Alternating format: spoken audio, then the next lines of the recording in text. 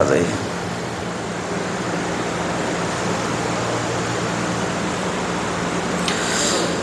بھائی کیا نظر یہ کلا وہاں بیٹھ کے پڑھ لیجئے تھم کے پیچھے تو اوپر رکھ دو پھر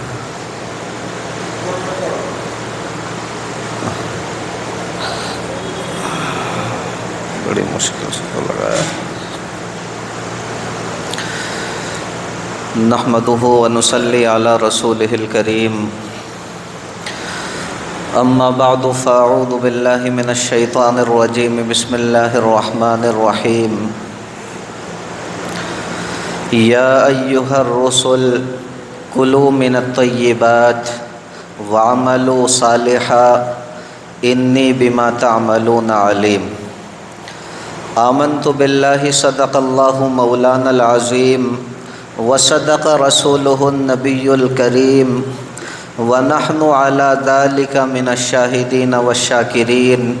والحمد للہ رب العالمین۔ میرے محترم بزرگوں، بھائیوں اور دوستوں، نبی کریم سرور دو عالم صلی اللہ علیہ وسلم کا ارشاد ہے انما الاعمال بالنیات کہ اعمال کا دار و مدار نیتوں کے اوپر ہے۔ اس حدیث مبارکہ سے متعلق بیان کا سلسلہ چل رہا تھا۔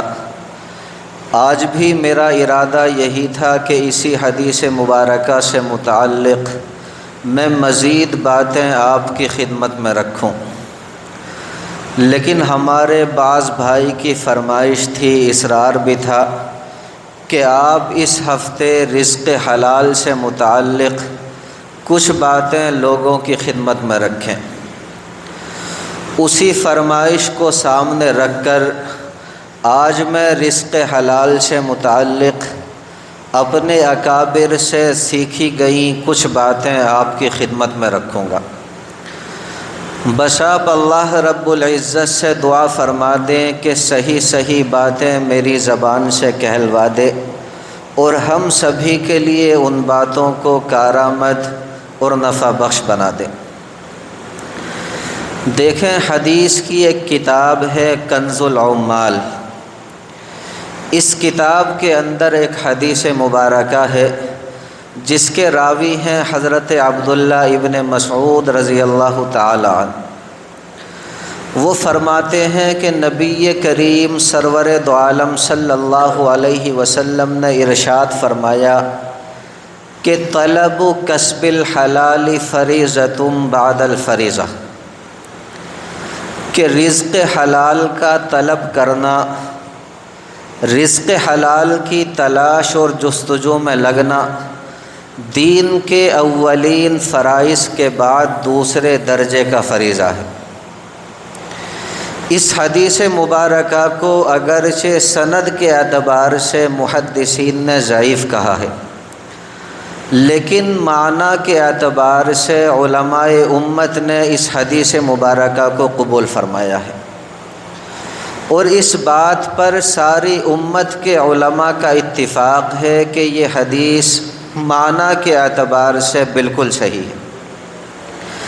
اس حدیث مبارکہ کے اندر سرکار دو عالم صلی اللہ علیہ وسلم نے ایک اہم بیان فرمایا،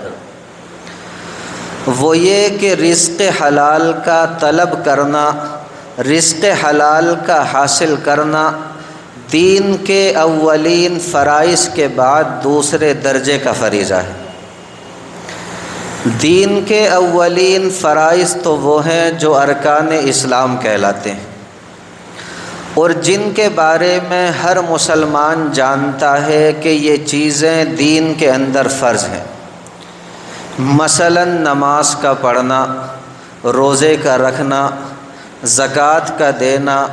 حج کا ادا کرنا،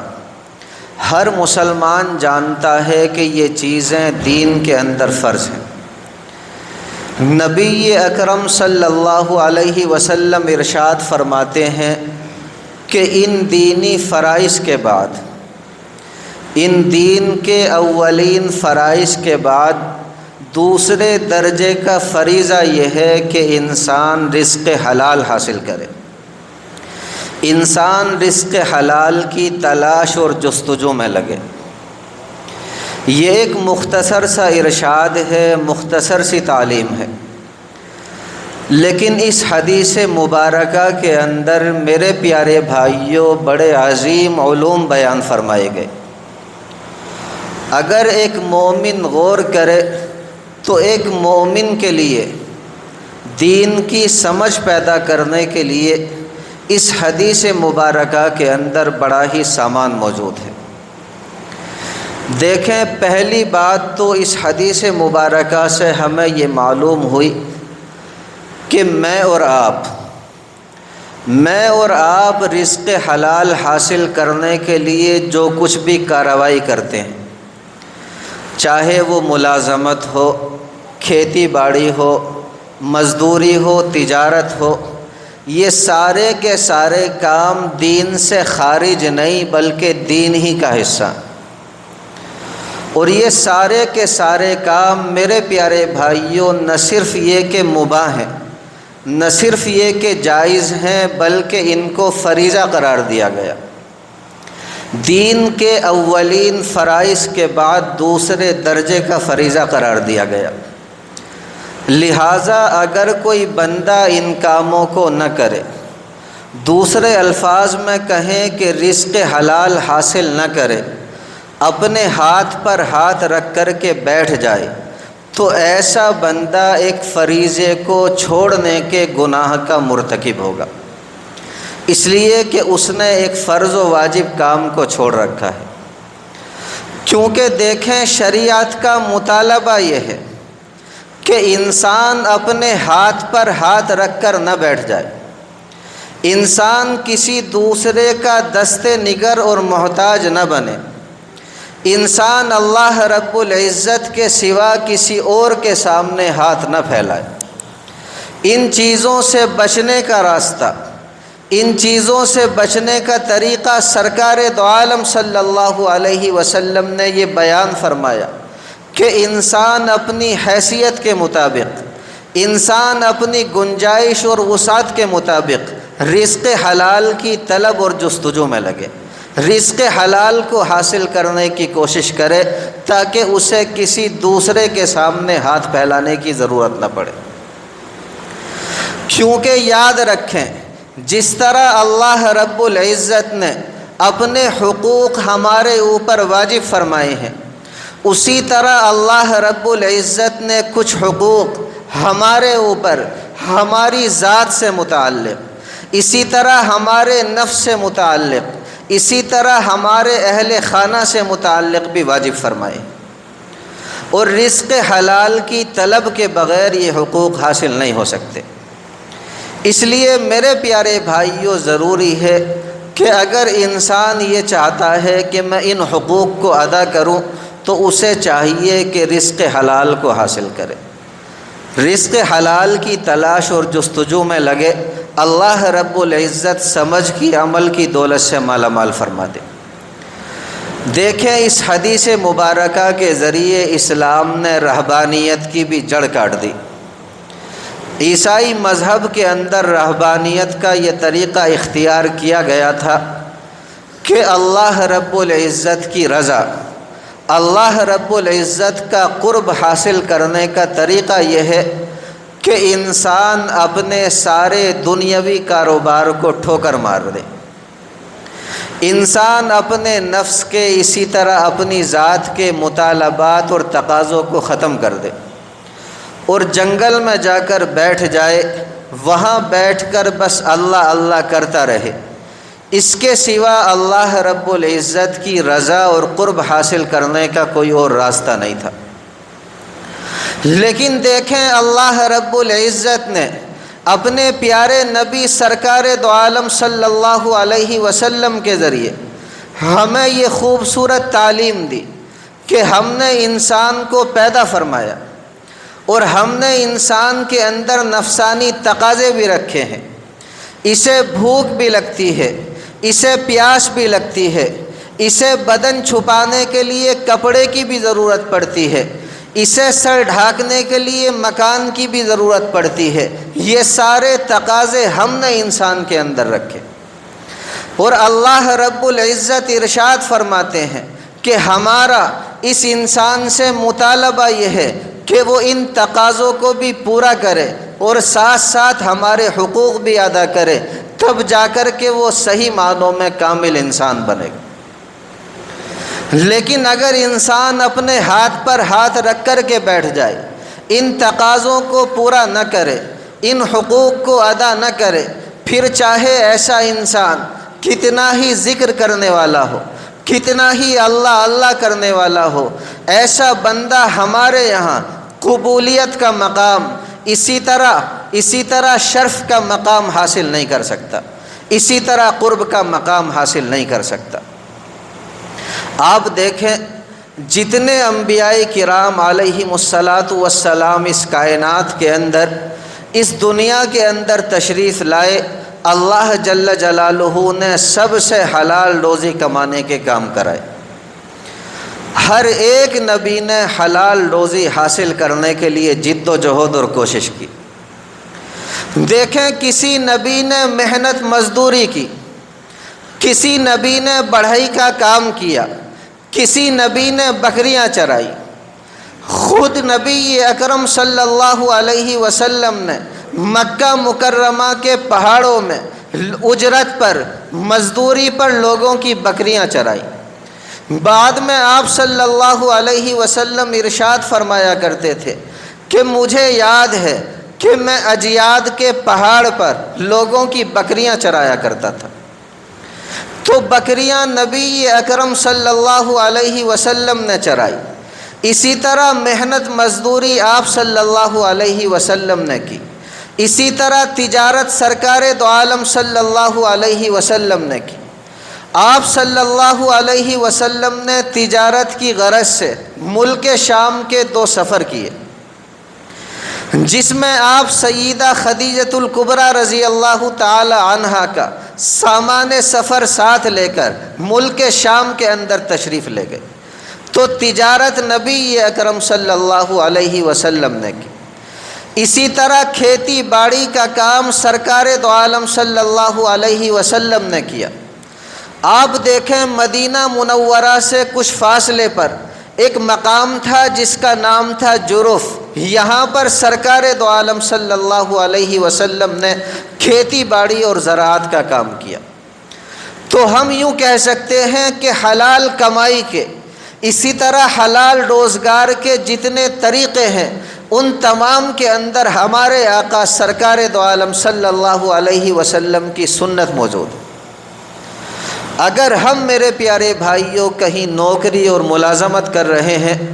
تو یہ نیت کر لیں کہ میں سرکار دو عالم صلی اللہ علیہ وسلم کی سنت کی اتباع میں یہ ملازمت کر رہا ہوں۔ اگر ہم کسان کا، کھیتی باڑی کا کام کر رہے ہیں تو یہ نیت کر لیں کہ میں اپنے آقا نبی اکرم صلی اللہ علیہ وسلم کی سنت کی اتباع میں اس کام کو انجام دے رہا ہوں۔ اگر ہم تجارت کا کام کر رہے ہیں تو یہ نیت کر لیں کہ سرکار دو عالم صلی اللہ علیہ وسلم کی سنت کی اتباع میں اس کام کو سر انجام دے رہا ہوں۔ اس صورت میں ہمارے یہ سارے کام دین کے کام بن جائیں گے، بس اللہ رب العزت سمجھ کی دولت سے مالا مال فرما دے۔ دیکھیں اس حدیث مبارکہ نے میرے عزیز بھائیوں ہماری ایک اور غلط فہمی کو دور فرما دیا، جو عام طور سے ہمیں لگ جاتی ہے اور ہمارے ذہنوں کے اندر یہ غلط فہمی پیدا ہو جاتی ہے۔ وہ یہ کہ دین ایک الگ چیز کا نام ہے اور دنیا ایک الگ چیز کا نام ہے، جبکہ حقیقت یہ ہے کہ اگر آپ غور کریں تو ایک مومن کی دنیا بھی دین بن جاتی ہے، اس لیے کہ جس کام کو وہ دنیا کا کام سمجھ کر رہا ہے، یعنی رزق حلال کا حاصل کرنا، یہ بھی میرے پیارے بھائیوں دین ہی کا حصہ ہے۔ لیکن شرط یہ ہے کہ صحیح طریقے سے کرے، پیارے آقا سرکار دو عالم صلی اللہ علیہ وسلم کی تعلیمات کے مطابق کرے۔ تو ایک بات تو اس حدیث مبارکہ سے ہمیں یہ معلوم ہوئی کہ رزق حلال کا حاصل کرنا یہ دین ہی کا حصہ ہے۔ اگر یہ حقیقت اللہ رب العزت ہمارے ذہنوں کے اندر بٹھا دے تو میرے عزیز بھائیوں بہت ساری گمراہیوں کے راستے خود بند ہو جائیں۔ اور دیکھیں دوسری بات اس حدیث مبارکہ سے ہمیں یہ معلوم ہوئی کہ رزق حلال کا طلب کرنا، رزق حلال کا حاصل کرنا اسی وقت فریضہ ہوتا ہے جب نیت جو ہے وہ میرے پیارے بھائیوں حلال کی ہو۔ آپ یاد رکھیں روپیہ پیسہ، اسی طرح روٹی کپڑا یہ بذات خود مقصود نہیں ہوتے۔ یہ نیت نہ ہو کہ مجھے تو بس پیسے حاصل کرنے ہیں، چاہے جس طریقے سے بھی آئیں، وہ حلال طریقے سے آئیں، حرام طریقے سے آئیں، جائز طریقے سے آئیں، ناجائز طریقے سے آئیں، اللہ رب العزت کی مرضی کے مطابق آئیں، اللہ رب العزت کی مرضی کے خلاف آئیں۔ اس صورت میں میرے پیارے بھائیوں یہ طلب جو ہے وہ طلب حلال نہ ہوئی، جس کی فضیلت بیان کی گئی اور جس کو فریضہ قرار دیا گیا۔ کیونکہ یاد رکھیں مومن کا یہ عمل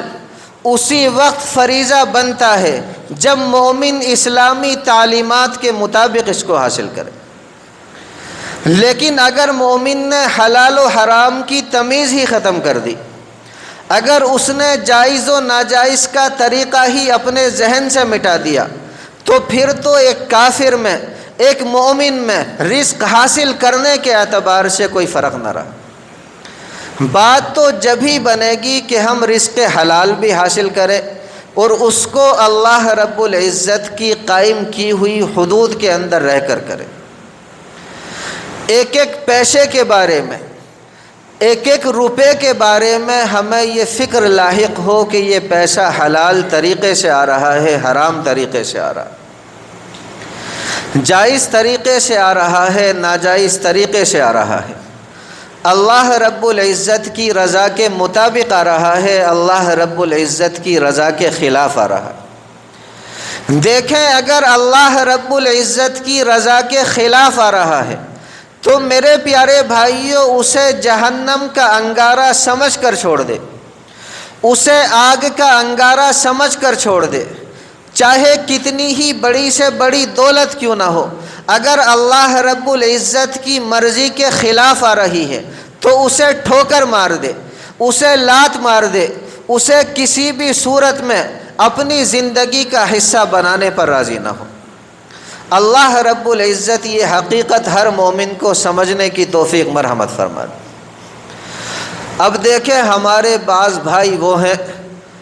کہ انہوں نے جو ذریعہ معاش اختیار کیا ہوا ہے وہ میرے پیارے بھائیوں حلال نہیں حرام ہے، اور شریعت نے جس کی اجازت نہیں دی ہے۔ جیسے سود کا ذریعہ معاش اختیار کیا ہوا ہے، اسی طرح میرے عزیز بھائیوں بیاج کا ذریعہ معاش اختیار کیا ہوا ہے۔ یہ ہماری شریعت کے اندر جائز نہیں بلکہ حرام ہے اور اس سے منع کیا گیا۔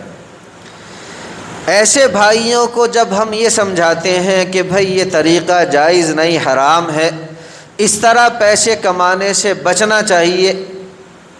تو اس کے جواب میں وہ بھائی یہ کہا کرتے ہیں کہ جی مولانا ہم تو اپنی محنت کا کھا رہے ہیں، ہم تو اس کام پر اپنی محنت لگاتے ہیں، ہم تو اس کام کے اوپر اپنا وقت خرچ کرتے ہیں، اگر یہ کام ناجائز ہے حرام ہے تو اس سے ہمارا کیا تعلق اور اس میں ہمارا کیا قصور۔ تو ایک چھوٹا سا جملہ ہمیشہ یاد رکھیں، آنے والی زندگی میں ہمیشہ کام دے گا۔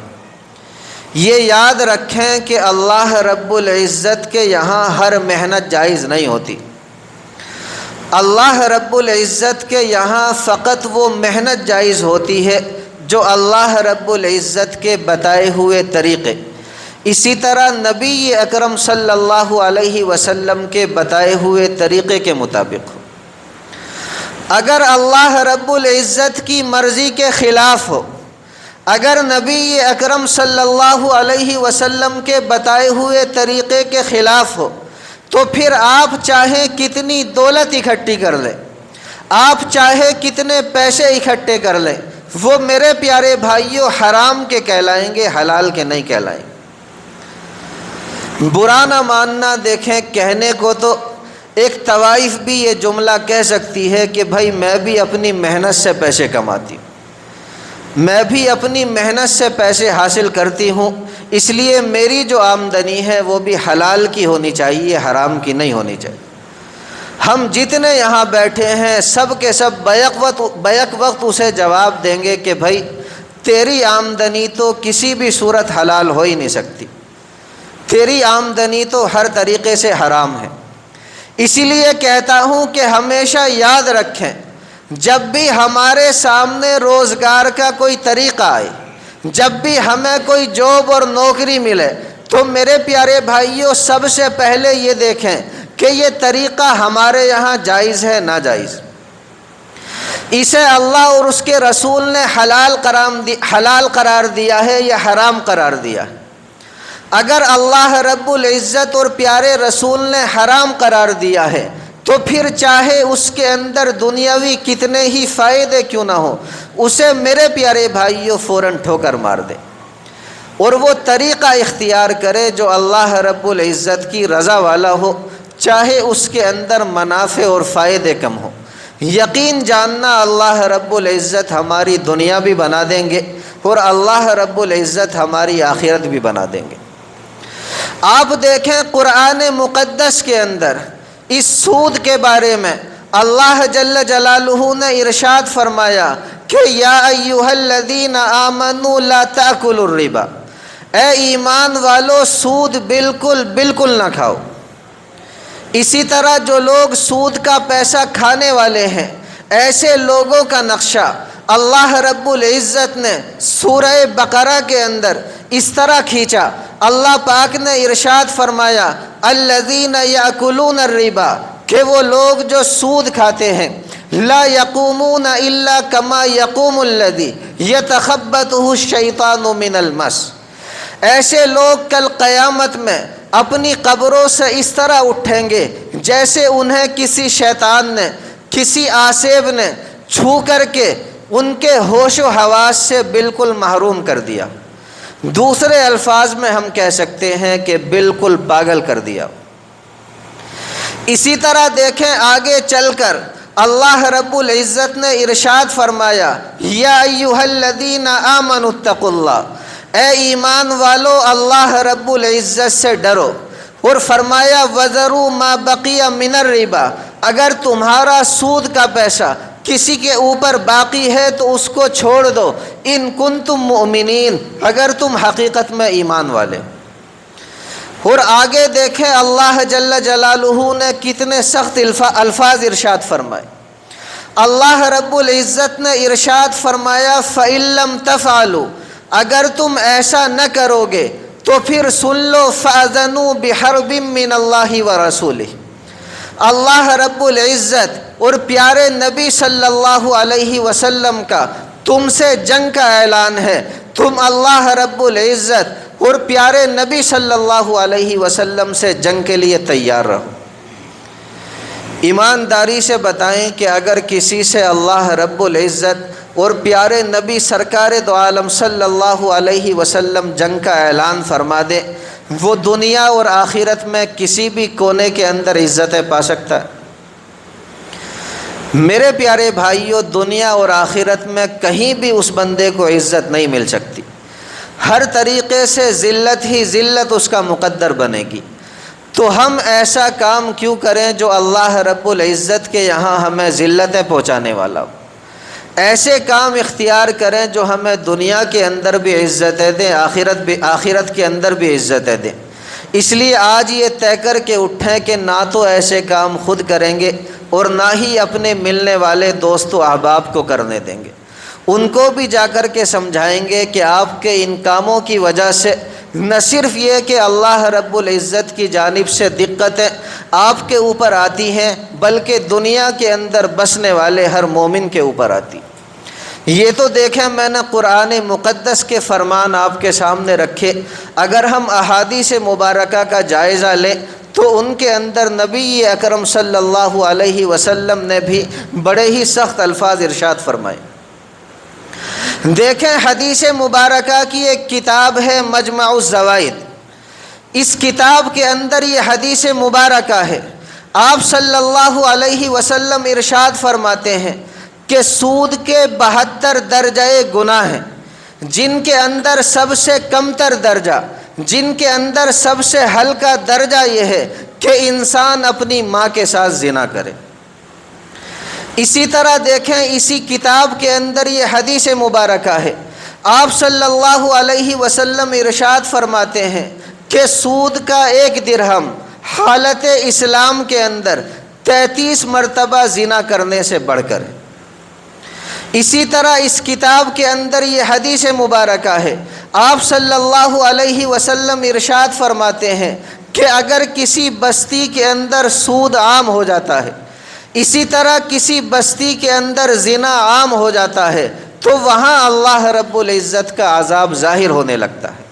یہی وجہ ہے کہ نبی اکرم صلی اللہ علیہ وسلم نے نہ صرف یہ کہ سود لینے کو منع فرمایا، بلکہ سود کے کام میں کسی بھی طرح کا تعاون کرنے کو منع فرمایا، چاہے سود لینے والا ہو، چاہے دینے والا ہو، چاہے لکھنے والا ہو، چاہے سودی کاروبار کا معاملہ کرنے والا ہو، ان تمام کے اوپر نبی اکرم صلی اللہ علیہ وسلم نے لعنت بھیجی۔ آج جگہ جگہ دیکھ لیں ہمارے اوپر دقتیں آ رہی ہیں، مصیبتیں آ رہی ہیں، جگہ جگہ ہم ذلیل و خوار ہو رہے ہیں، پیٹے اور مارے جا رہے ہیں۔ اس کی وجہ فقط یہ نہیں کہ حالات ایسے ہو گئے، اس کی اصل وجہ یہ ہے کہ مسلمان صحیح معنوں میں مسلمان نہ رہا، مسلمان صحیح معنوں میں اپنے رب کا بندہ نہ رہا، مسلمان صحیح معنوں میں پیارے نبی صلی اللہ علیہ وسلم کا امتی نہ رہا۔ آج اللہ نہ کرے اگر حقیقت میں اسی وقت ہمیں موت آ جائے تو ایمانداری سے بتائیے کیا ہمارے اعمال ایسے ہیں کہ ہم اللہ رب العزت اور پیارے نبی صلی اللہ علیہ وسلم کے سامنے کھڑے ہو جائیں گے؟ نبی اکرم صلی اللہ علیہ وسلم سے اپنی نگاہیں ملا کر کے یہ کہہ دیں گے کہ ہاں